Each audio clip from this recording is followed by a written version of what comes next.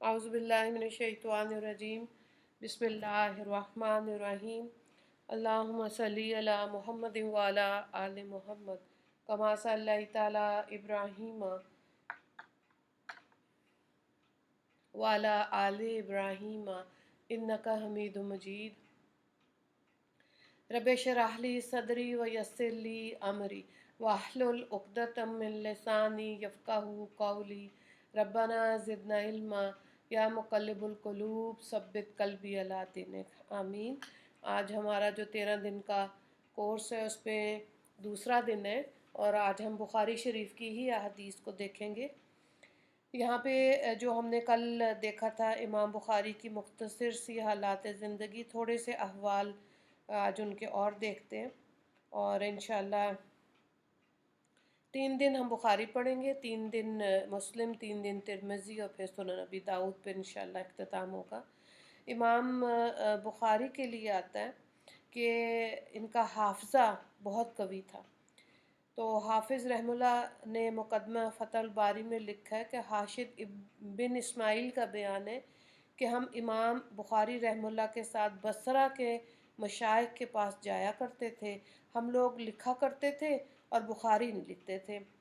बतौर तान रुफ़का यानी कि मजाक के तौर पर जो उनके साथी थे वो दरस इमाम बुखारी रफ़क़ा दर्स जो थे, उनके दोस्त थे जो दर्स में बैठते थे, वो इमाम बुखारी रहमुल्लाह से कहा करते थे कि आप ख्वाह अपना वक्त ज़ाया करते हैं, अहदीस लिखते ही नहीं हैं। तो ज़्यादा छेड़छाड़ जब हुई तो इमाम बुखारी रहमुल्लाह को गुस्सा आ गया और उन्होंने फरमाया कि अपनी लिखी हुई हदीसें लाओ। उस वक़्त तक 15,000 अहदीस लिखी जा चुकी थी। तो इमाम बुखारी रहमुल्लाह ने इन अहदीस को सुनाना शुरू कर दिया। सब हैरान रह गए। फिर तो हदीसें लिखने वाले हज़रात ने अपनी जो अहदीस की तस्हीह के लिए इमाम बुखारी रहमुल्लाह के हिफ्ज़ पर इत्माद करने लगे।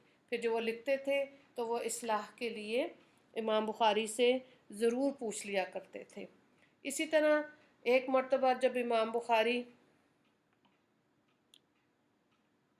दुरूशी पढ़ लें, आज दुरूशी से शुरू नहीं किया। अल्लाहुम्मा सल्ली अला मुहम्मद व अला आले मोहम्मद कमा सल्लैता अला इब्राहीम व अला आले इब्राहीम इन्नका हमीदुम मजीद। अल्लाहुम्मा बारिक अला मुहम्मद व अला आले मोहम्मद कमा बारकता अला इब्राहीम व अला आले इब्राहीम इन्नका हमीदुम मजीद। जी अच्छा, इसी तरह एक मरतबा जब इमाम बुखारी रहमुल्लाह बगदाद तशरीफ़ लाए, वहाँ के मुहद्दिसीन ने इमाम बुखारी रहमुल्लाह के इम्तिहान का इरादा किया और 10 आदमी मुकर्रर किए।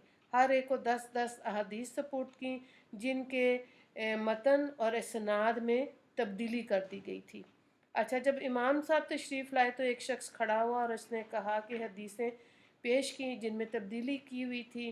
तो इमाम साहब ने कहा कि यहाँ पे ये गलती है, यहाँ पे ये गलती है। तो इसके बाद एक एक करके इमाम बुखारी ने उन तमाम अहदीस को सही किया और सब हैरान हो गए। हाफिज़ इब्न हजर अस्कलानी रहमुल्लाह फरमाते हैं कि ताजुब इस पर नहीं कि उन्होंने गलती पहचान ली और इसकी इस्लाह कर दी, क्योंकि वो हाफिज़ हदीस थे, इनका तो काम ही ये है। लेकिन ताजुब दर हकीकत इस बात पर है कि गलत अहदीस को एक ही मर्तबा सुनकर तरतीबवार महफूज रखा और फिर तरतीब के साथ इनको बयान करके उसकी इस्लाह फरमा दी। तो माशाल्लाह देखें कितनी आला बात है। इतना अच्छा हाफिज़ा था उनका कि उन्होंने इस बाकायदा तरतीब से हदीस को हिफ्ज़ किया हुआ था। इल्मी वक़ार की हिफाजत के बारे में आता है कि एक मरतबा इमाम बुखारी रहमुल्लाह दरियाई सफ़र कर रहे थे और 1000 अशरफियाँ इनके साथ थीं। एक शख्स ने कमाल न्याज़मंदी का तरीका इख्तियार किया और इमाम बुखारी रहमुल्लाह को इस पर एतमाद हो गया। अच्छा, अपने हाल अहवाल से को बताया और फिर इमाम बुखारी ने उनको ये बताया कि मेरे पास 1000 अशरफी हैं। एक सुबह को जब वो शख्स उठा, उसने चीखना चिल्लाना शुरू किया और कहने लगा कि मेरी 1000 अशरफी की थैली गायब हो गई है। अब क्या था, जहाज़ वालों की तलाशी शुरू हो गई। इमाम बुखारी रहमुल्लाह ने मौका पाकर चुपके से वो थैली दरिया में डाल दी। تلاشی کے باوجود تھیلی دستیاب نہ ہو سکی تو لوگوں نے اس کو برا بھلا کہا۔ سفر کے اختتام پر وہ شخص امام بخاری رحمہ اللہ سے پوچھتا کہ آپ کی وہ اشرفیاں کہاں گئیں؟ امام صاحب نے فرمایا کہ میں نے ان کو دریا میں ڈال دیا۔ کہنے لگے کہ اتنی بڑی رقم آپ نے ضائع کر دی؟ فرمایا کہ میری زندگی کی اصل کمائی تو نیکی کی دولت ہے، چند اشرفیوں کے عوض میں اس کو کیسے تباہ کر سکتا تھا؟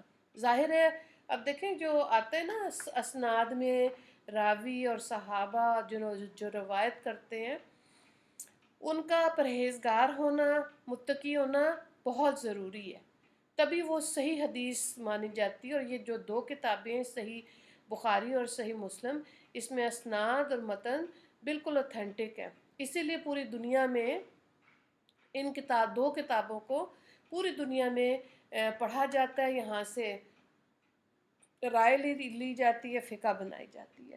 تو اگر راوی ہی ان ایسے ہوتے، جھوٹے ہوتے یا غلط بات کرتے تو یہ حدیث پھر امام بخاری اور امام مسلم انہوں نے ایسی حدیث کو نہیں لیا ہوا، ٹھیک ہے۔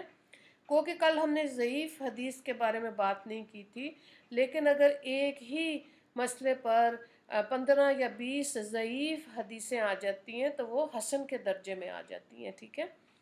اور مشکات شریف میں ایسی حدیث موجود ہیں۔ اب صحیح کے بعد جو حدیث کا درجہ ہے وہ حسن کا درجہ آتا ہے، ٹھیک ہے۔ اچھا، امام صاحب کی ہم بات کر رہے تھے تو ان کا حسن سلوک اور احسان یہ تھا جو ہم نے کل بھی دیکھا تھا کہ کئی دن کھانا کھائے پیے بغیر گزار دیتے تھے، اور کبھی صرف 7 بادام کھایا کرتے تھے۔ تو ملا علی قاری رحمہ اللہ فرماتے ہیں کہ امام بخاری کو ہر ماہ 500 درہم کی آمدنی ہوتی تھی۔ تو یہ ساری رقم وہ فقراء، مساکین، طلباء، محدثین پر خرچ کیا کرتے تھے، بڑی بات ہے۔ اسی طرح حدیث پر عمل کرنا، یہ بھی جو ہے دیکھیں جو سنت پر عمل کرنے کا شوق تھا امام بخاری کو، ٹھیک ہے۔ تو امام بخاری نے سنتوں پر عمل کیا، انہوں نے آپ صلی اللہ علیہ وآلہ وسلم کی تقلید میں اینٹیں پتھر اٹھائے، گھاس اور پتے کھائے، نشانہ بازی کی مشق کی، گھوڑ سواری سیکھی۔ یہ سنت وہ چیزیں جو جیسے کھیل تھے جن میں نشانہ لگانا، ظاہر ہے یہ غزوات میں گھوڑ سواری اور تیر اندازی پھر کام آتی تھی، تو یہ چیزیں بھی سیکھیں، اور جب بھوکے رہے تو پھر وہ گھاس اور پتے بھی کھائے، اس سنت پہ بھی عمل کیا۔ اور پھر ان کی تقوی کے عبادت کے بارے میں آتا ہے کہ ایک مرتبہ امام بخاری رحمہ اللہ باغ میں نوافل ادا کر رہے تھے، نماز کے بعد کسی سے کہا کہ ذرا قمیض اٹھا کر دیکھیں کوئی موذی جانور تو نہیں۔ دیکھا تو ایک کیڑا جس نے 16-17 جگہ ڈنگ مارا تھا، جسم میں ڈنگ زدہ حصہ جو تھا وہ سوج گیا۔ کسی نے کہا کہ آپ نے نیت کیوں نہیں توڑی نوافل کی؟ تو فرمایا میں ایک سورت کی تلاوت کر رہا تھا، اس کو درمیان میں قطع کرنا مناسب نہیں سمجھا، اتنا تقوی۔ اور اسی طرح امام مالک کے لیے آتا ہے کہ جب وہ مدینہ میں حدیث سے پا کر درس دیا کرتے تھے تو جب کوئی ان کے گھر میں آتا تھا تو ان کی بیٹی پوچھتی تھی کہ جی کس لیے آئے ہیں؟ اگر تو کوئی فقہ کا مسئلہ پوچھنا ہوتا تھا تو امام صاحب باہر نکل کے بتا دیتے تھے، اور اگر کوئی حدیث سننی ہوتی تھی تو اس کے لیے باقاعدہ انتظام کرتے تھے، صاف کپڑے پہن کے، خوشبو لگا کے، اور پھر ان کو ایکسپلین کرتے تھے۔ اسی طرح ایک دفعہ مدینہ میں درس دے رہے تھے امام مالک، تو 36 جگہ ان کو بچھو نے ڈنگ مارا، اور وہ ان کا رنگ چہرے کا بدلتا تھا جب ڈنگ لگتا تھا۔ تو جب درس ختم ہو گیا تو ایک شخص نے پوچھا کہ آپ کا حدیث پاک بیان کرتے ہوئے چہرے کا رنگ متغیر ہوتا ہے، بدل جاتا ہے۔ تو انہوں نے وضاحت کی کہ اس طرح ایک بچھو نے مجھے اتنی جگہ ڈنگ مارا، اور وہ ادب کی وجہ سے، حدیث کو بیان کرنے کی ادب کی وجہ سے اس کو برداشت کیا انہوں نے۔ تو حدیث پاک کا اتنا زیادہ ادب ہے، ٹھیک ہے۔ تو یہ کوشش آپ بھی کریں کہ باوضو ہو کے 2 رکعت نفل پڑھ کے اور پھر حدیث پاک کو سنیں، تاکہ اس کا اثر پھر انشاءاللہ آپ کو دیر تک آپ کو رہے گا۔ قبولیت دعا کے لیے ہے کہ امام صاحب نے فرمایا میں نے 2 مرتبہ اپنے رب سے دعا مانگی، فوراً قبول ہوگی۔ اچھا، اس کے بعد سے مجھے اندیشہ ہوا کہ کہیں میرے اعمال کی جزا دنیا ہی میں تو نہیں دے دی جائے گی، اس لیے اس کے بعد سے میں نے دنیا کے لیے کچھ مانگنا چھوڑ دیا تھا۔ اللہ اکبر، یعنی کہ آخرت کے لیے ہی مانگتے تھے اجر۔ تو تھوڑا سا ہم ان کی زندگی کے بارے میں انشاءاللہ کل بھی دیکھیں گے، اور اب آگے دیکھتے ہیں کہ حدیث کو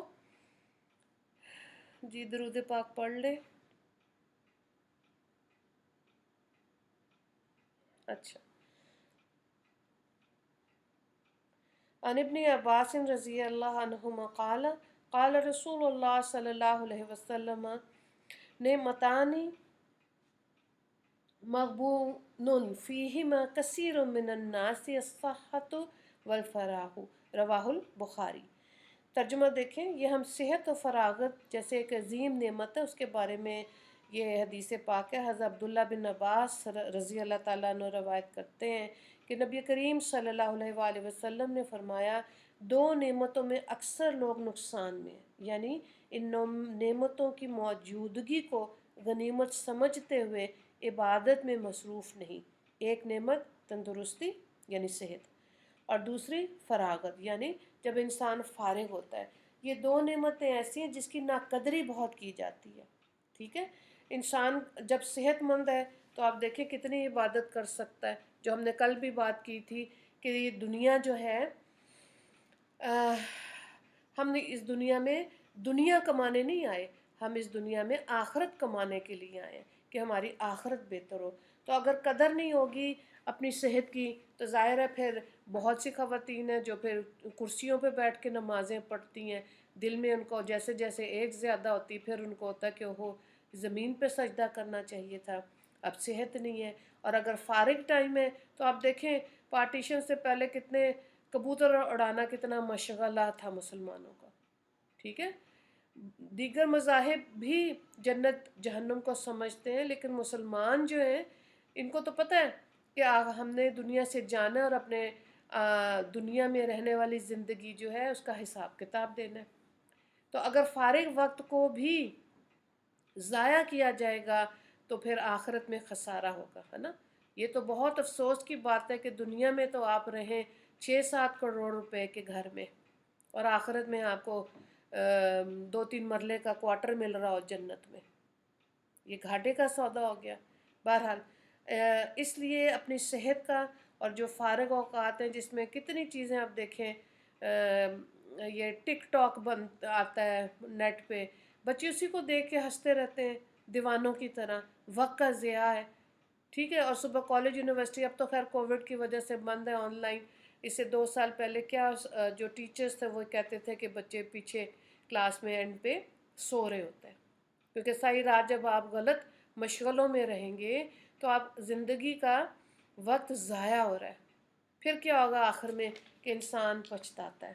تو وقت کی قدر جو ہمارے اسلاف تھے، اکابر تھے، بزرگان دین تھے، ان کے اندر 1-2 واقعات ہیں، یہ میں آپ کو بتاتی ہوں کہ دیکھیں مولانا یحییٰ کاندھلوی والد ماجد شیخ الحدیث مولانا زکریا رحمہ اللہ کے بارے میں لکھا ہے کہ وہ خود فرماتے تھے کہ 5 ماہ نظام الدین کے حجرے میں نے اس طرح گزارے کہ خود مسجد والوں کو معلوم نہ ہوا کہ میں کہاں ہوں۔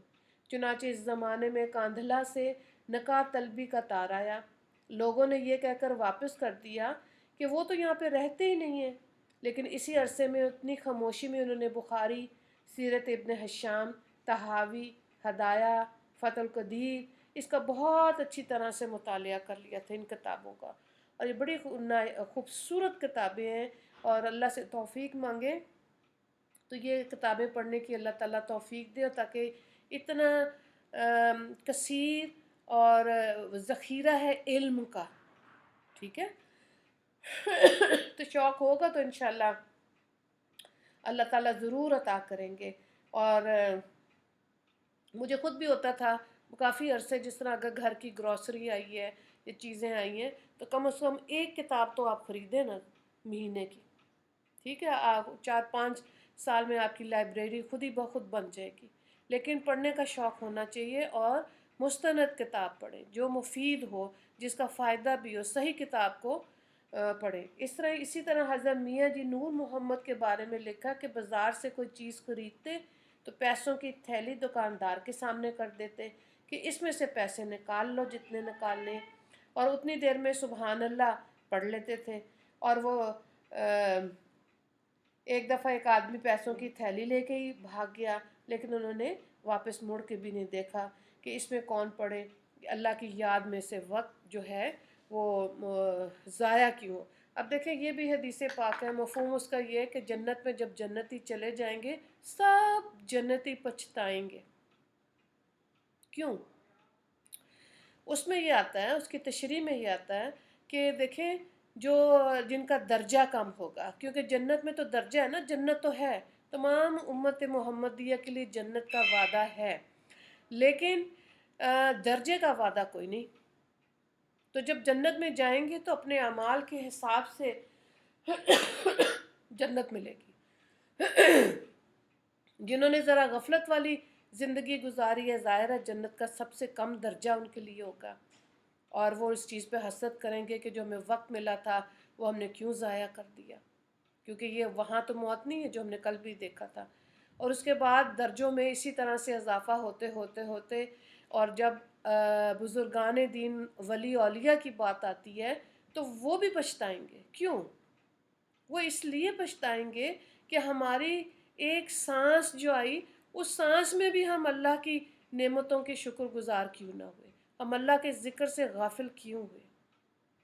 ٹھیک ہے، تصوف میں ہر لمحے جو دھیان توجہ ہے نا دل میں، وہ اللہ کی طرف رکھنی سکھائی جاتی ہے کہ دھیان آپ کا اللہ کی طرف ہو، ہاتھ سے آپ دنیا کے کام کریں۔ جب یہ ترتیب انسان سیکھتا ہے تو ہر لمحے ہر سانس کے ساتھ وہ خدا کی طرف متوجہ رہتا ہے، تو وقت ضائع ہونے کی بات ہی نہیں ہے۔ ٹھیک ہے، تو اب یہ دیکھیں بہت سے اگر آپ پڑھیں نا اللہ والوں کے قصے، تو بہت زیادہ وہ کھانے میں اپنا ٹائم ضائع نہیں کیا کرتے تھے کہ ہم آدھا گھنٹہ کھانا کھا رہے ہیں، 15 منٹ کھا رہے ہیں، نہیں، وہ ایسے کرتے تھے کہ کوئی ستو پیا اور پانی پیا، اور وہ اندر سے ڈائجسٹ کرنے کے لیے بھی ٹائم نہیں ہے، کم کھاتے تھے تاکہ زیادہ وقت علم کو حاصل کیا جائے۔ تو اب یہ دیکھیں کہ اگر مقصد کا نہیں پتہ نا کہ زندگی ہم نے کیوں گزارنی ہے، ہم دنیا میں کیوں آئے ہیں، تو پھر آخرت کے درجوں کا خسارہ سہنا پڑے گا۔ اور دنیا اللہ نے اس لیے بنائی کہ یہاں پر اللہ تعالیٰ نے چاہا کہ جس مخلوق کو میں نے علم اور عقل دی، ٹھیک ہے، علم، عقل دی اور مرضی دی، یعنی کہ آپ کہیں علم اور مرضی دی، فرشتوں کو تو نہیں دی، انسان کو دی، تو اللہ نے اس لیے دی کہ وہ اللہ کو پہچانے۔ یہ ہے زندگی کا مقصد۔ جس کو اللہ کی پہچان مل جاتی ہے وہ کیا ہوتا ہے، وہ مسلمان سے مومن بن جاتا ہے۔ تو پھر مومن کی ڈیوٹی ہے، ٹھیک ہے، اس کے لیے اللہ نے چیزیں رکھی ہیں دنیا میں کرنے کے لیے کہ جو نان مسلم ہے، غیر مسلمان ہیں، ان کو اللہ کی پہچان کرائی جائے۔ اگر آج مسلمان اپنی پہچان بھول گئے، غفلت میں وقت گزار رہے ہیں، تو پھر خسارہ اس کا یہ ہے کہ دنیا میں جو نان مسلمز ہیں وہ دنیا میں دنیا پر چھا رہے ہیں، اور مسلمان اپنی شناخت کھوتے جا رہے ہیں۔ تو اس میں ضروری ہے کہ دین کا علم حاصل کیا جائے، اس پہ عمل کیا جائے، دوسروں کو دعوت دی جائے اور دائرہ اسلام میں داخل کیا جائے۔ یہ ہر امتی کا کام ہے، ٹھیک ہے، یہ بہت ضروری ہے کہ اس طرح سے زندگی کو گزاریں۔ تو اس کے لیے اب دیکھیں اگر یہ وقت کی قدر کا اندازہ نہیں نہ ہوگا تو فضول دن ضائع ہوتے ہیں، اور پھر انسان اینڈ میں آ کے بہت جگہ آپ دیکھیں اسکول، کالج، یونیورسٹیز میں ٹائم مینجمنٹ پہ کلاسز ہوتی ہیں، ورکشاپ، سیمینارز ہو رہے ہیں کہ وقت کی قدر کریں۔ آج پیسے سے زیادہ قیمتی کیا چیز ہو گئی؟ ٹائم، وقت۔ اور یہ حدیث پاک بھی یہی ہے کہ اپنی صحت اور فارغ وقت کی قدر کریں کہ کہیں ضائع نہ ہو جائے، ٹھیک ہے۔ اگلی حدیث کو دیکھیں، یہ حدیث پاک بھی بخاری کی ہے، اور ڈیلی روٹین میں اس کے بہت حد فضائل ہیں۔ اور یہ جو حدیث ہے نا، یہ سنن نسائی کی حدیث پاک ہے، بخاری کی تو نہیں ہے، لیکن یہ کہ مجھے اچھی اس لیے لگی کہ اس پہ عمل کریں گے تو زندگی میں صحت ہے۔ جو بھی آپ نے صحت کی بات سنی ہے نا، تو اس میں ہے ان عائشہ رضی اللہ تعالیٰ عنہ قالت قال رسول اللہ صلی اللہ علیہ وسلم السواک مطہرۃ للفم ومرضات للرب۔ ترجمہ کیا ہے کہ مسواک کرنا منہ کی پاکی کا سبب ہے، اللہ کی رضامندی کا سبب ہے۔ اچھا، اب یہ دیکھیں مسواک کی اہمیت جو ہے نا بہت زیادہ ہے، بہت زیادہ۔ علماء فرماتے ہیں کہ 40 سے زائد احادیث میں، کتنی 40 مسواک کے روحانی اور جسمانی فوائد بتائے جاتے ہیں۔ پھر علماء کرام فرماتے ہیں کہ اس کے 72 فائدے ہیں۔ اس کا جس کو حضرت علی نے، حضرت عبداللہ بن عباس نے اور ائمہ کرام نے، حضرت عطا رحمہ اللہ نے نقل کیے۔ ان میں سے چند میں آپ کو بتاتی ہوں کہ دیکھیے ایک ڈنڈی ہے، مسواک ہے، اس کے اندر سے جو رطوبت نکلتی ہے وہ شفا ہے۔ نمبر 1 دیکھیں، مسواک کرنے سے کشادگی اور مال میں وسعت پیدا ہوتی ہے۔ نمبر 2 بلغم کو دور کرتی ہے، یہ جو ENT کی پرابلمز آتی ہیں اس کو بھی وہ ٹھیک کرتی ہے۔ سر کے درد کو دور کرتی ہے، سر دکھ رہا ہے مسواک کریں۔ بینائی کو تیز کرتی ہے، یہ تو تجربہ ہے، واقعی میں مسواک کرنے سے آپ کی آئی سائٹ جو ہے نا وہ بہت بہتر ہو جاتی ہے۔ معدے کو درست کرتی ہے، کیونکہ اس ڈنڈی میں سے زیتون کی ہے، مختلف قسم کی مسواک ہوتی ہیں جس کے اندر سے جب وہ لیکوڈ نکلتا ہے وہ آپ کے معدے کو درست رکھتا ہے۔ پھر زبان کی فصاحت، حافظے اور عقل کو بڑھا دیتا ہے مسواک کرنا۔ کتنی زبردست چیز ہے کہ اگر مسلمان اس چیز کو سمجھ جائیں اور مسواک کر کے نماز ادا کریں تو اس نماز کی بھی فضیلت زیادہ ہے۔ کھانے کو ہضم کرتی ہے، بڑھاپے کو مؤخر کرتی ہے، حالت نزا کی حالت جلدی ختم کرتی ہے۔ اللہ اکبر، اللہ اکبر۔ نزا کی حالت جو ہے نا انسان پہ بڑی سخت اور تکلیف دہ ہوگی، اپنے اپنے اعمال کے حساب سے نظام ملے گی، لیکن یہ کہ جو لوگ ریگولر اپنی زندگی میں مسواک کرتے ہیں ان کی یہ حالت بھی ہو جاتی ہے۔ اور سب سے اعلیٰ بات دیکھیں، موت کے وقت کلمہ شہادت یاد دلاتی ہے مسواک، کتنی زبردست بات ہے۔ تو ایک حدیث کے مطابق جو شخص مسواک کے ساتھ نماز پڑھے وہ بغیر مسواک کی نماز پر 70 گنا فضیلت رکھتی ہے۔ پھر مسواک کو پکڑنے کا طریقہ بھی ہے۔ ابن مسعود رضی اللہ تعالیٰ عنہ فرماتے ہیں کہ چھوٹی انگلی، جیسے اگر آپ کے پاس کوئی پین پینسل ہے تو اس کو آپ پکڑ کے دیکھیں، چھوٹی انگلی مسواک کے نیچے کی طرف، انگوٹھا اوپر کی جانب مسواک کے نیچے، اور باقی انگلیاں مسواک کے اوپر، یعنی کہ سب سے چھوٹی انگلی اور انگوٹھا اس پین پینسل کے نیچے رکھیں اور تینوں انگلیاں اوپر رکھیں، ایسے مسواک کو پکڑتے ہیں۔ پھر مسواک کرتے وقت یہ دعا پڑھنی چاہیے، اللہم طاہر فمی، اے اللہ میرے منہ کو پاک کر دے، و نور قلبی، اور میرے دل میں نور عطا کر، و طاہر بدنی، اور میرے بدن کو پاک کر دیجئے، و حرم جسدی علی النار، اور میرے بدن کو جہنم کی آگ پر حرام کر دے، یعنی کہ میرا جسم جہنم میں نہ جائے۔ تو کتنی خوبصورت دعا ہے یہ۔ تو اس لیے دیکھیں، یہ اس لیے بھی میں نے آج سلیکٹ کی حدیث پاک کہ ہماری طرف سے نا، مسلمانوں کی طرف سے غفلت ہے۔ اگر آپ حج عمرے پہ جائیں تو آپ وہاں پہ دیکھیں گے کہ لوگ کان میں بھی، جیسے یہاں پین دکاندار رکھتے ہیں نا کان کے اوپر، وہاں مسواک رکھتے ہیں لوگ، خواتین بھی کرتی ہیں، مرد بھی کرتی ہیں۔ کیوں؟ کیونکہ اس حدیث کو پڑھا، اس کے فائدے پریکٹیکلی، جیسے جو خواتین نے دیکھا مسواک کر کے ان کی آئی سائٹ بہتر ہوئی، معدے کی پرابلمز ٹھیک ہوئی، تو پرماننٹ فیچر ہے۔ ٹھیک ہے، اب پریکٹیکل لائف میں آپ اس کو کیسے عمل کریں گے؟ اب دیکھیں یہ کوئی 10-12 روپے کی، یا چلیں 20 کی بھی کر لیں، لیکن 15 روپے سے زیادہ کی چیز نہیں ہے، اور اتنی عام بھی ملتی۔ ایک تو جو بیچ رہے ہوتے ہیں مسواک ان کی مدد ہو جاتی ہے، دوسرا یہ کہ آپ نے لیا، دوسروں کے بھی لیا، اپنے پرس میں رکھیں، آپ کہیں ویٹنگ روم میں ہیں، کسی بھی جگہ پہ ڈاکٹر کی طرف گئے ہیں، کہیں اور گئے ہیں، تو آپ کسی کو گفٹ کر سکتے ہیں جو ساتھ بیٹھا ہوا ہے۔ تو اپنے پرس میں اس طرح کی چیزیں جو آپ کی صبح شام کی دعائیں ہیں، مسواک ہے، تسبیح ہے، یہ آپ گفٹ کر سکتے ہیں۔ اتنی دیر جب آپ بیٹھ رہے ہیں تو ظاہر ہے اس کو کوئی اچھی حدیث سنا دیں، دعا کا بتائیں، خواتین توجہ سے سنتی ہیں۔ تو اس لیے یہ چیزیں خریدیں اور ان کو ہدیہ کیا کریں۔ اگر آپ کچھ دنیا کی بھی چیزیں چلیں، کوئی کراکری، سوٹ اور چیزیں ڈیکوریشن ہدیہ کریں، ساتھ میں سواگ ضرور دیں۔ کتنی اعلیٰ بات ہے، تو اس کی پھر آپ نے جیسے اب آج اس کی افادیت پڑھی ہے، دوسروں کو بھی بتائیں، اور اس میں شفا ہے، ظاہر ہے۔ دانت کا درد ہے اور منہ کے اندر کوئی پرابلم ہے اور کان کے اندر ہے، مسواک سے ٹھیک ہو جاتی ہے۔ لیکن اس کو پرماننٹلی اپنے واش روم میں رکھیں، بچوں کو بتائیں جہاں آپ کے برش پڑے ہوئے دانت صاف کرنے والے، وہاں اس کے ساتھ آپ رکھ سکتے ہیں، ٹھیک ہے۔ تو اس کو اپنی زندگی میں عمل میں لے کے آئیں، یہ صحت ہے جو ابھی ہم نے پہلی حدیث پڑھی نا، صحت اور اپنے وقت کی قدر کریں، بہت ضروری ہے۔ اب اچھا جی، اور اگلی حدیث کو دیکھیں۔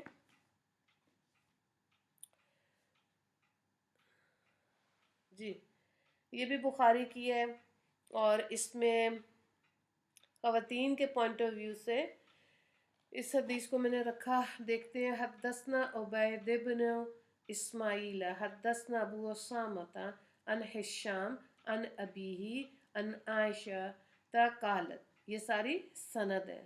قال رسول اللہ صلی اللہ علیہ وسلم، اوری تو کی فی المنام مرتین اذا رجل یحملک فی سرکت حریر فیقول هذه امرأتك فاکشفها فاذا هی انت فاقول ان یکن هذا من عند اللہ یمیزہ۔ حضرت عائشہ فرماتی ہیں کہ رسول اللہ صلی اللہ علیہ وآلہ وسلم نے مجھ سے فرمایا کہ میں نے تم کو 2 بار خواب میں دیکھا تھا کہ ایک شخص تمہاری صورت ریشمی ٹکڑے پر لیے ہوئے کہتا ہے کہ یہ آپ کی زوجہ ہیں۔ میں نے اسے کھولا تو وہ تمہاری تصویر تھی۔ پھر بھی میں نے کہا کہ اگر یہ بات من جانب اللہ ہے تو اس کو جاری کر کے رہے گا، ٹھیک ہے۔ تو بات یہ ہے کہ ظاہر ہے اسی سے ریلیٹڈ حدیث پاک اور بھی ہے کہ جب رشتہ ناتا کرنا ہوتا ہے تو 4 چیزیں ایسی ہیں جو کہ دیکھنی سنت ہے، ٹھیک ہے۔ اس میں سے دیکھیں، سب سے پہلے کیا ہے؟ شکل و صورت، دوسری چیز ہے مال و دولت، تیسری چیز ہے خاندان یعنی حسب نسب، اور چوتھی چیز کیا چیز ہے؟ دینداری، ٹھیک ہے۔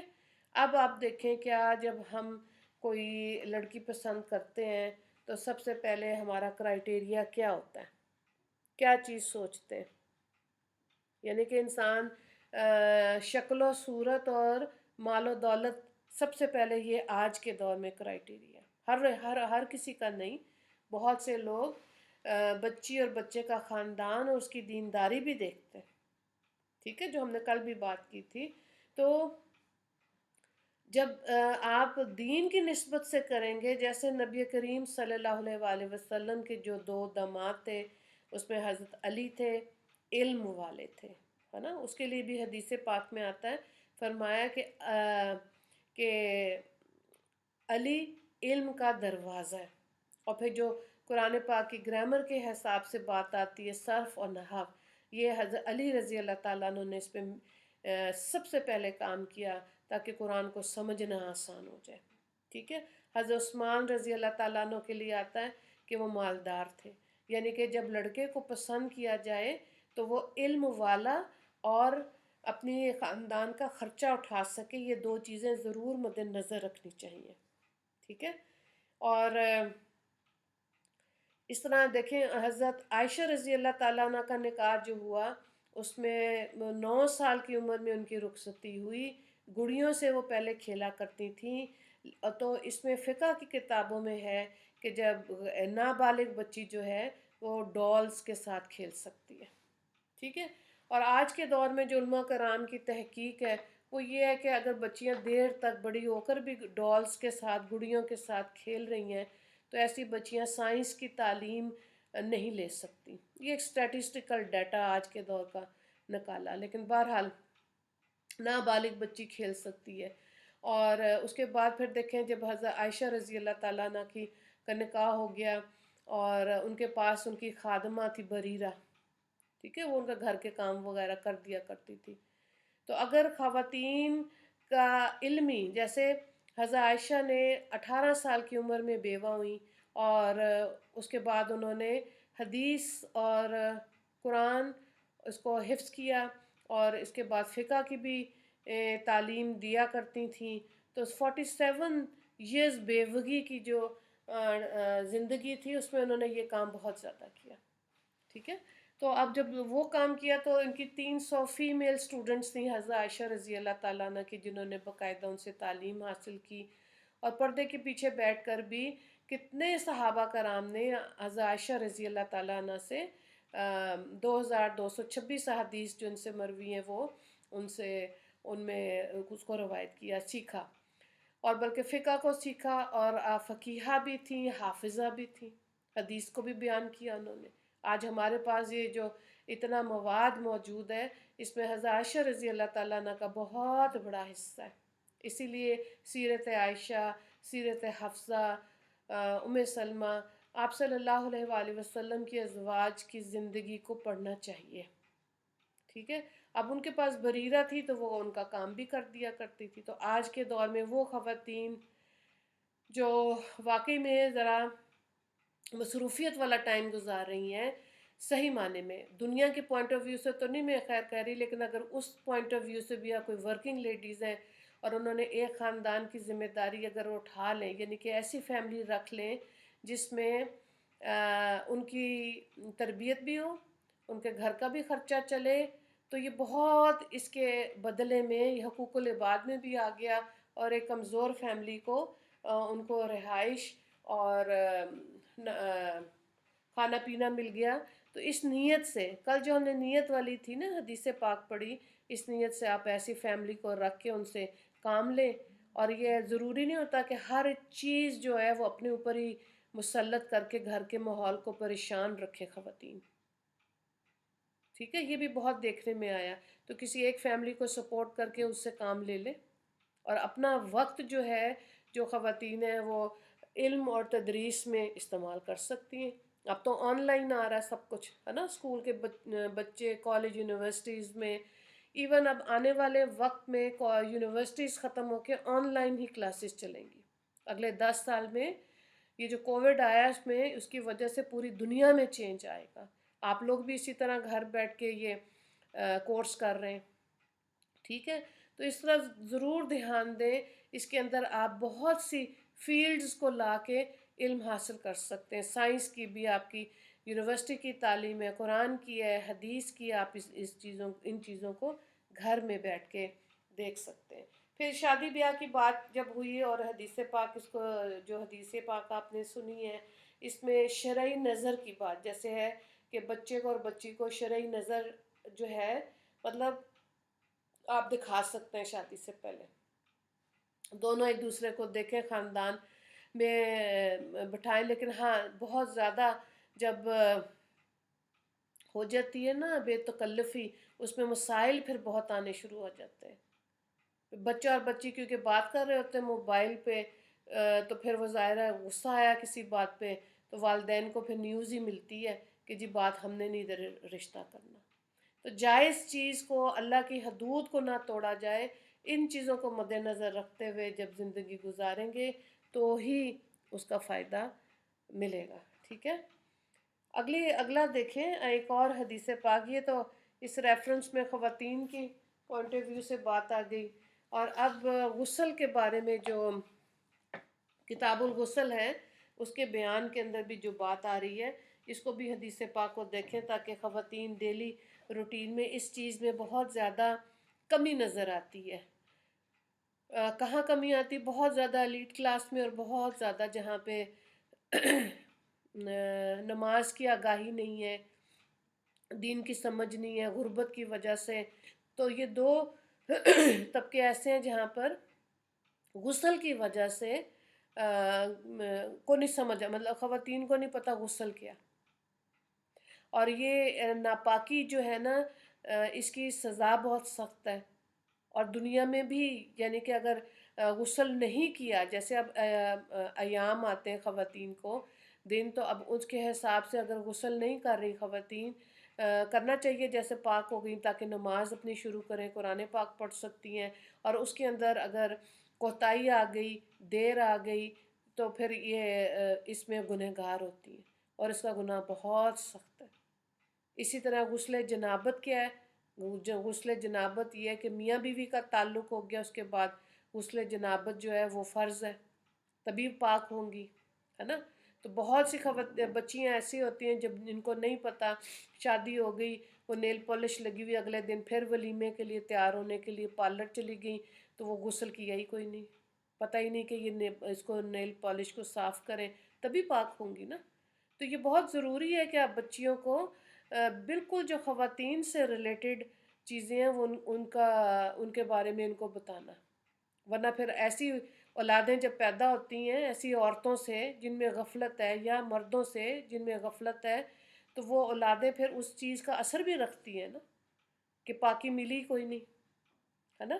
تو اب غسل کے بیان کے اندر جو غسل سے پہلے کیا ہوتا ہے؟ وضو ہوتا ہے، اور وضو کے بعد آپ پورے جسم پر پانی ڈال لیں، اس کو غسل کہتے ہیں، ٹھیک ہے؟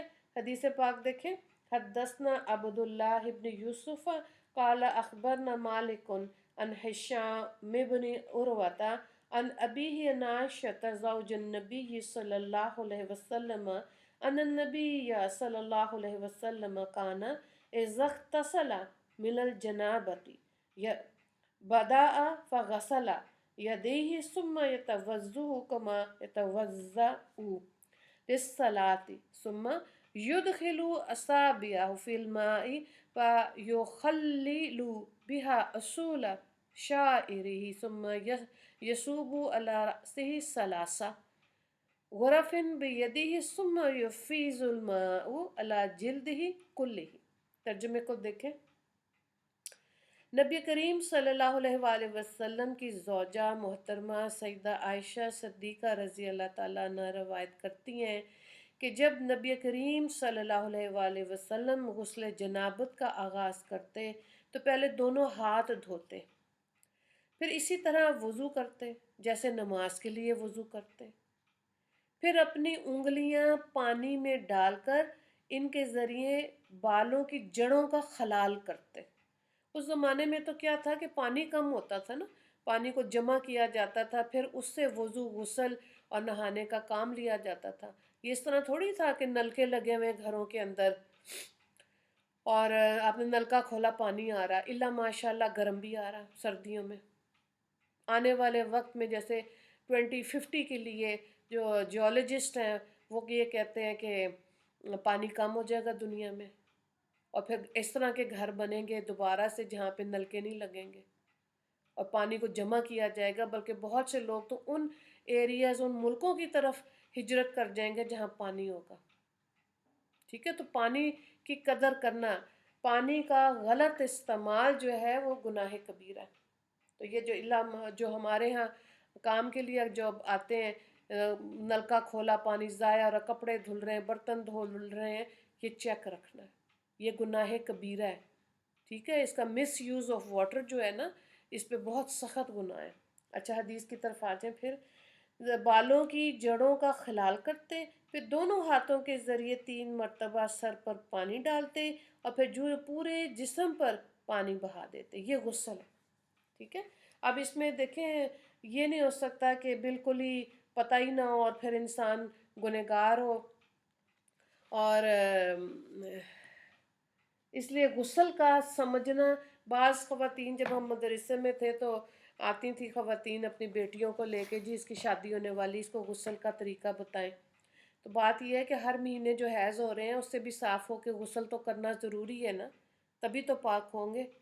اور اگر یہ چیز خواتین کو نہیں سمجھ آئے گی تو پھر آپ دیکھیں ایک ایک قدم پہ کتنا کتنا گناہ ہے، جتنی دیر وہ چلتی پھر رہی ہے، اسی طرح کھانا بنا رہی ہے اور دیگر کام کر رہی ہے، گنہگار ہو رہی ہے، دوسرے بھی ہو رہے ہیں۔ تو اس لیے اس کو سمجھنا بہت ضروری ہے۔ اس میں دیکھیں تھوڑا سا میں نے فقہ کی کتاب سے بھی اس کو لیا ہے تاکہ خواتین کو آگاہی ہو کہ غسل میں کتنے فرض ہیں اور وہ کیا کیا کریں۔ اسی طرح وضو کے بھی فرائض ہیں، اور غسل کے بھی ہیں. اگر وہ نہیں کریں گے تو پھر فرائض اگر جب چھٹ جاتے ہیں نا، جیسے تیمم بھی ہے، تو پھر وہ عمل ہوا ہی نہیں. جب ہوا ہی نہیں، جب صاف ہی نہیں ہوئے، تو پھر آگے دیکھیں نہ قرآن پڑھ سکتے ہیں نہ نماز پڑھ سکتے ہیں. تو غسل میں 3 فرض ہیں: منہ بھر کر کلی کرنا، ناک کے اندر نرم جگہ تک پانی چڑھانا، پورے بدن پہ ایک بار پانی بہانا. یہ فرض ہے. ان تینوں میں سے اگر ایک بھی رہ گیا تو غسل کوئی نہیں ہوا. دوسری چیز دیکھیں، غسل کی سنتیں 5 سنتیں. فرض کتنے تھے؟ 3. سنتیں کتنی ہیں؟ 5. نمبر 1، غسل کی نیت کریں، جو ہم نے کل نیت کر پڑھا تھا. اور نمبر 2 ہے، پہلے جسم پر لگی ظاہری ناپاکی دور کریں، استنجا کریں.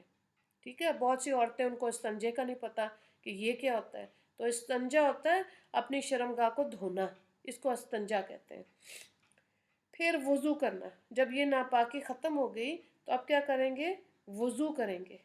اور وضو کے بعد بدن کو ملنا، یعنی کہ بدن کو صاف کرنا، اور سارے بدن پر 3 بار پانی بہانا. اب اس میں یہ نہیں ہے کہ بہت زیادہ 2-3 بالٹیاں ہوں، شاور کے نیچے کھڑے ہو گئے ہیں اور پانی ضائع ہو رہا ہے. نہیں، آدھی بالٹی پانی سے بھی آپ یہ فرائض اور سنتیں پوری کر لیں تو آپ صاف ستھرے ہیں. اب کچھ چیزیں ایسی ہیں جو غسل کے مکروہات، جس کی وجہ سے غسل مکروہ ہو جاتا ہے، وہ بھی دیکھیں. کہ نمبر 1، ننگا ہونے کی حالت میں غسل کرتے وقت کسی سے بات کرنا. ٹھیک ہے. اب یہ نہیں ہوتا جب آپ واش روم، پہلے تو دیکھیں اب تو کمروں کے ساتھ ہیں. پہلے زمانے میں آج سے 40 سال پہلے واش روم اور یہ لیٹرین اور نہانے والے جو بنائے ہوتے تھے غسل خانے، وہ برآمدے ہوتے تھے گھروں میں، اور دوسری طرف ہوتے تھے بالکل الگ تھلگ. ٹھیک ہے. اور اس میں کیا تھا کہ غسل خانے میں یہ بھی حدیث پاک ہے کہ شیاطین ہوتے ہیں. 2 جگہ ایسی ہیں جہاں پہ شیاطین ہوتے ہیں، ایک بازار اور ایک غسل خانہ. جلدی جائیں جلدی واپس آئیں. الا ماشاء اللہ بازاروں میں بھی عورتیں جاتی ہیں کہ دیکھیں کیا چیز ان ہے. اور باتھ روم میں بھی جا کے بیٹھے رہتے ہیں، رسالے پڑھ رہے ہوتے ہیں. کئیوں نے LCDs لگائی ہوئی ہیں، غسل خانوں میں بیٹھ کے کرکٹ کا میچ دیکھتے رہتے ہیں. کئی میگزین لے کے بیٹھے رہتے ہیں. تو یہ جو چیزیں ہوتی ہیں نا، ایسی جگہیں، ان پہ جلدی آ کے جلدی واپس جائے. آپ کی ضرورت پوری ہو گئی، بات ختم. ورنہ پھر کیا ہوتا ہے؟ وسوسے بہت زیادہ آتے ہیں. یہاں تک کہ اگر وضو کا پانی کپڑوں پہ بھی گر رہا ہے نا، اس سے بھی وسوسے زیادہ آتے ہیں. اور وسوسہ کیا ہوتا ہے؟ شیطان کی طرف سے برا خیال. اس کا کام ہی یہ ہے بس. اس سے زیادہ تو اسے کسی کام کی اجازت اللہ نے نہیں دی ہوئی. ٹھیک ہے.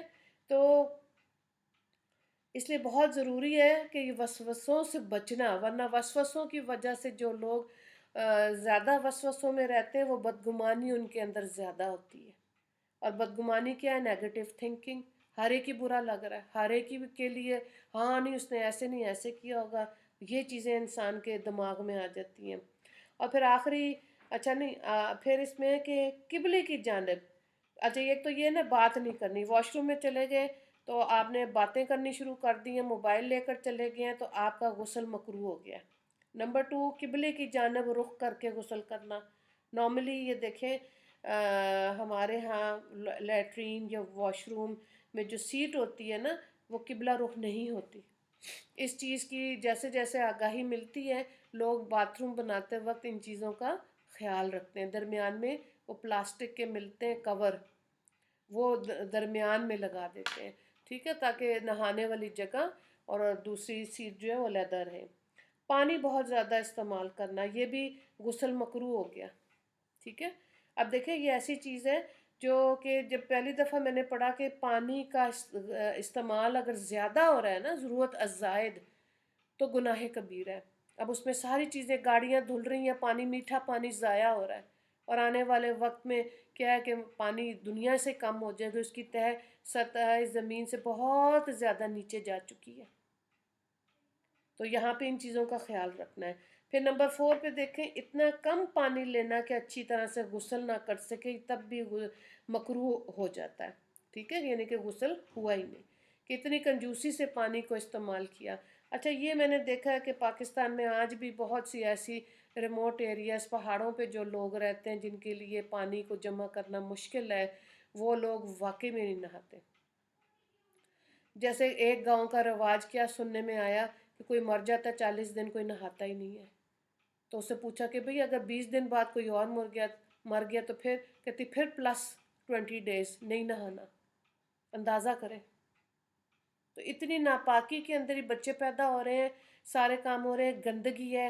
ایسی عورتوں پہ جادو کا اثر بھی جلدی ہوتا ہے جو غسل جنابت میں دیر کرتی ہیں، ان کی دعائیں بھی قبول دیر سے ہوتی ہیں۔ ظاہر ہے ہماری تو کیا ہے، پاکیزگی میں کیا ہے، الطہر شطر الایمان، پاکیزگی جو ہے ایمان کا حصہ ہے۔ اور کہاں یہ گندگی سمیٹ رہی ہیں عورتیں، دائیں بائیں آپ کے پاس جو کام والیاں آتی ہیں ان کو بتائیں یہ چیزیں، ایسی کتابیں آسانی سے مل جاتی ہیں، اور جن سے آپ یہ والی کتاب بھی جو ہے یہ خواتین کا دینی معلم، یہ مفتی ابو لبابہ صاحب نے لکھی ہوئی ہے۔ اور اس سے پہلے جو ہم نے جو کتاب پڑھی تھی کشف الباری، یہ مولانا شیخ الحدیث مولانا سلیم اللہ خان صاحب کی لکھی ہوئی کتاب ہے۔ اور اس کے بعد روضۃ الطالبین، یہ مولانا محمد اشاق عاشق الہی صاحب کی کتاب ہے۔ اور ریاض الصالحین کے لیے آتا ہے، یہ بھی امام نووی کی لکھی ہوئی کتاب ہے، جس سے آپ کو یہ مختلف سارا جمع کر کے بتایا جا رہا ہے۔ مقصد کیا ہے، خواتین عملی زندگی میں ڈیلی روٹین میں جو ہمارے کام ہیں ان کو صحیح کریں، ورنہ نزا مشکل ہے ایسی عورتوں کی، قبر میں سخت عذاب ہے، حشر کی سختی بہت زیادہ ہے، اور پل صراط پر پھر معاملہ ٹیڑھا ہو سکتا ہے۔ یہ ایسے نہیں ہے کہ دین پیدائشی کان میں کسی نے اذان دے دی تھی تو مسلمان ہو گئے، اب جو مرضی کھا لو پی لو جیسے مرضی رہو، نہیں۔ اسی لیے قرآن اور حدیث کو پڑھنا بہت ضروری ہے، تاکہ ہمیں پتہ ہو کہ ہم نے جائز زندگیاں کیسے گزارنی، کیسے ہم نے اپنی قبر کو روشن رکھنا ہے۔ اور یہ جب انسان کی نزا کا وقت شروع ہو جاتا ہے اس کے اوپر، وہ بالکل اکیلا ہے۔ اب اس دوسری دنیا کے حالات کھل جاتے ہیں، ہمارا ایمان تو ایمان بالغیب ہے، اس کو سمجھنے کے لیے ہی تو اللہ نے ایک وحی کے ذریعے قرآن اتارا، اور جس کو مزید آسان کر کے ہمارے نبی نے اتنی احادیث کو بیان کیا کہ ایسے کر لینا اس پہ۔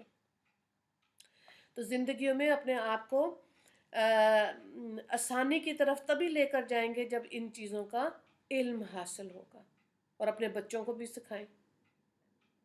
ٹھیک ہے، اچھا، اب طریقہ دیکھیں غسل کرنے کا طریقہ۔ وضو کا تو آتا ہے، لیکن ابھی میرا خیال میں تو آپ کو پتہ ہے، ظاہر ہے 5 وقت نماز پڑھتے ہیں، اس کے بھی فرائض ہیں، لیکن یہاں پہ اب غسل کی اہمیت اس کورس کے حساب سے مجھے زیادہ لگ رہی تھی، اس لیے مجھے تھا کہ خواتین تک یہ بات پہنچ جائے۔ غسل کرنے کا طریقہ یہ ہے، نمبر 1، غسل کرنے والی کو اپنے ہاتھ جو گٹے تک، یہ ہڈی ہوتی ہے ہاتھ کے ساتھ لگی ہوئی، اس کو گٹا کہتے ہیں، یہاں تک ہاتھ دھونے چاہیے سب سے پہلے۔ نمبر 2، استنجے کی جگہ کو دھوئے، ہاتھ اور استنجے کی جگہ پر نجاست ہو تب بھی اچھی طرح سے پہلے دھونا ضروری ہے۔ پھر بدن پر جہاں نجاست لگی ہو اس کو پاک کرنا بے حد ضروری ہے۔ نمبر 4، نماز کے وضو کی طرح وضو کرے۔ اب عورتوں کو نہیں نا پتہ چلتا کہ غسل کیا، ایک دفعہ پانی ڈال لیا وہ سمجھیے کہ غسل ہو گیا، نہیں۔ اس زمانے میں اس میں اور بھی تفصیلات ہیں کہ مڈیاں کرتی تھیں عورتیں، چھوٹی چھوٹی سی چھٹیاں ہیں، مڈی کہتے ہیں اس کو، مڈیاں سی نا۔ اس زمانے میں جب پانی کم تھا تو اب غسل کیسے کریں؟ تو عورتیں پوچھتی تھیں آپ صلی اللہ علیہ وآلہ وسلم سے کہ غسل جنابت میں ساری بال کھولنے، ساری چٹیوں کو کھولنا ہے؟ فرمایا نہیں، جڑ تک پانی پہنچانا ہے، یعنی کہ جو ہمارے بال ہیں اس کے جڑوں تک پانی، جو ابھی آپ نے سنا نا حدیث پاک کہ آپ صلی اللہ علیہ وآلہ وسلم خلال کرتے تھے بالوں کے اندر پہلے، تاکہ پانی پہنچ جائے ہر مسام میں بال کے، اس کے بعد پانی ڈالتے تھے۔ ٹھیک ہے، تو یہ بہت ضروری ہے کہ غسل کا طریقہ صحیح طرح سے پتہ ہو۔ تو نماز کا جس طرح وضو کرتے ہیں اسی طرح سے یہ نمبر 4 پوائنٹ پہ بات آ گئی کہ نماز کے وضو کی طرح وضو کریں۔ پھر نمبر 5 پہ کہ 3 مرتبہ اپنے سر پر پانی ڈالیں۔ اب یہ نہیں ہے کہ ایک دم مگ بھرا اور وہ پانی ضائع ہو رہا ہے اور دائیں بائیں جا رہا ہے، واش روم کی ٹائلیں گیلی ہو رہی ہیں، پانی پتہ نہیں کہاں اڑ اڑ کے جا رہا ہے۔ ایسے بھی پانی ضائع کرتی ہیں کئی بچیاں خواتین، نہیں، اس کو دیکھیں کہ آپ کے جسم پر پانی جائے، کم مقدار میں آپ نے اپنا غسل کو پورا کرنا ہے۔ 3 مرتبہ دائیں کندھے پہ پانی ڈالیں، 3 مرتبہ بائیں کندھے پہ پانی ڈالیں، پھر پورے بدن پر اس طرح پانی بہائیں کہ کوئی جگہ سوکھی نہ رہ جائے۔ اگر پورے بدن میں بال برابر بھی کوئی جگہ خشک رہ جائے، غسل نہیں ہوگا، غسل نہیں ہوتا، ٹھیک ہے؟ پھر عورتیں کہتی ہیں کہ پتہ نہیں ہمارے بچے جو پیدا ہو رہے ہیں یہ بات ہماری سنتے ہی کوئی نہیں، ان کو غصہ بہت آتا ہے، ٹھیک ہے؟ تو جب ہر چیز کی وضاحت احادیث سے، کیونکہ فقہ جو بنتی ہے نا، فقہ کیا چیز ہے؟ مسائل، وہ قرآن اور حدیث سے ہی مل کے اس پہ ہی علماء کرام اس پہ غور و فکر کرنے کے بعد آپ کی فقہ آپ کے ہاتھ میں آتی، مسائل کا حل آج کے دور میں بھی ایسے مفتی حضرات رہنمائی کرتے ہیں۔ تو جو خواتین سے ریلیٹڈ بات ہے اس کو سمجھنا بے حد ضروری ہے، ورنہ پھر بات وہی آ گئی کہ یہ جو آنے والے وقت ہے نا ہمارے، نزا، قبر، حشر کا میدان، پل صراط، اعمال نامہ ملنا دائیں بائیں ہاتھ میں، ان وقتوں کو، موقعوں کو سوچیں۔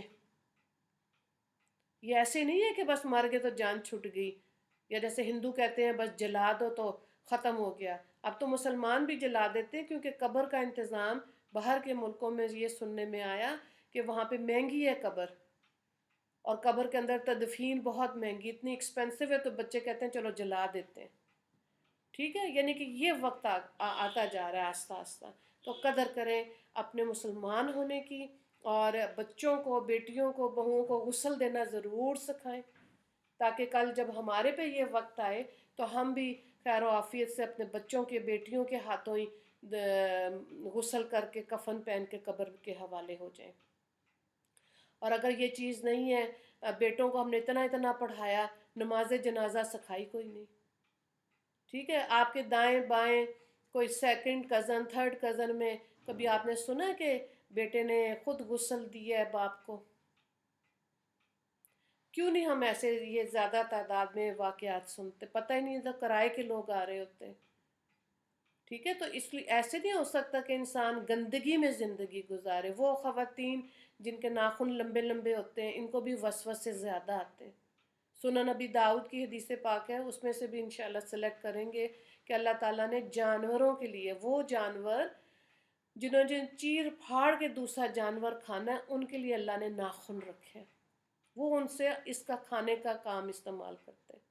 تو اب دیکھیں عورتوں کے لیے تو کیا ہے؟ آپ نے سنا جمعے کی سنت ہے، جمعے کے دن ناخن کاٹیں، اپنے جسم کی صفائی کریں، غسل کریں، اور کتنا اجر و ثواب ہے اس کا۔ غسل کا تو 2 نوافل کے برابر ثواب ہے، یہ بھی حدیث پاک کا مفہوم ہے۔ اور وہ اللہ کو اچھا لگتا ہے وہ مرد جو اپنی بیوی کو جمعے کے دن غسل کرائے، ٹھیک ہے؟ تو یہ غسل کا مطلب کیا ہے کہ ظاہر تعلق ہوا، دونوں نے غسل کیا تو ایک سنت پوری ہو گئی، ناخن کاٹے سنت پوری ہو گئی، اور کپڑے بدلے، چینج کیے، مرد خوشبو لگا کے مسجد میں گیا، عورت نے گھر میں نماز پڑھی، مرد نے جمعہ کی نماز پڑھی، خطبہ سنا، یہ وہ سارے کام ہیں۔ سورہ کہف پڑھی، کتنا زیادہ وہ روٹیٹ کرتے ہیں میسیجز، لیکن بات یہ ہے کہ پھر چیک کریں نا کہ ہم اس پہ عمل کتنا کرتے ہیں۔ اب کئی عورتیں ہیں وہ اپنے حیض کے بعد اپنے جسم کی صفائی، بغلوں کی صفائی اور کرتی ہیں، تو اگر آپ جمعرات کے جمعرات کر لیں تو ہفتے یا اتوار کو بھی موت آ گئی تو صاف ستھری میت تھی، دوسروں کو اتنی محنت ہی نہ کرنی پڑی۔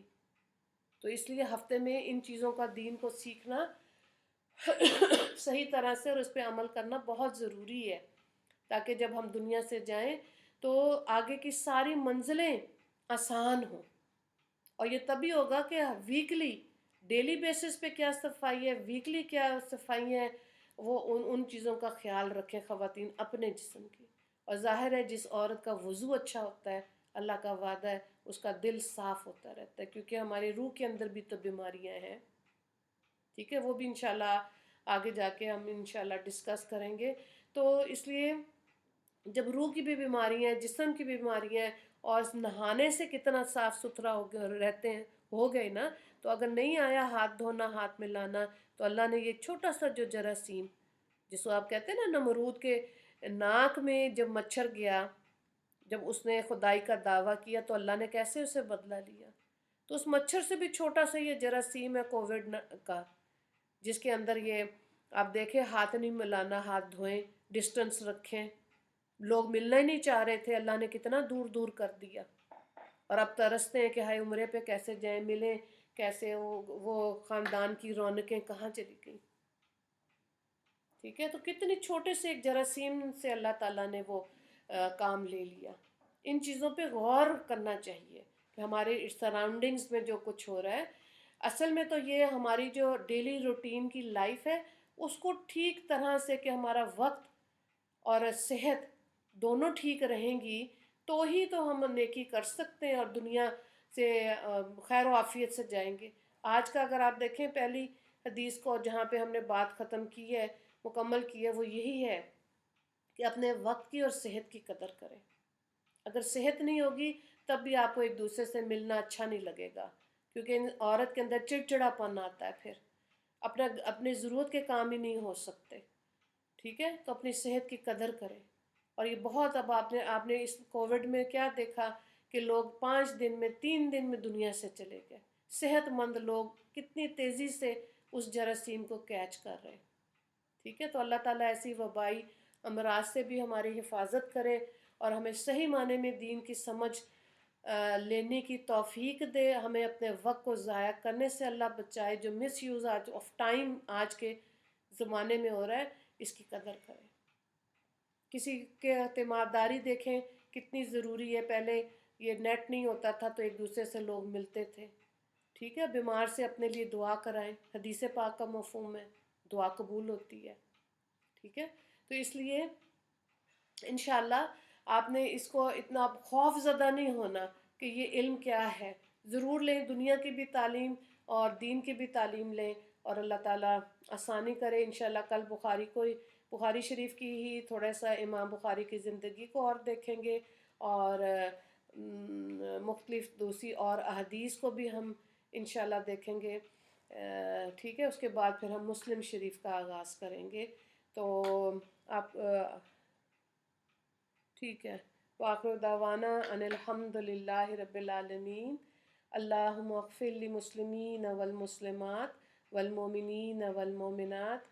السلام علیکم ورحمۃ اللہ وبرکاتہ.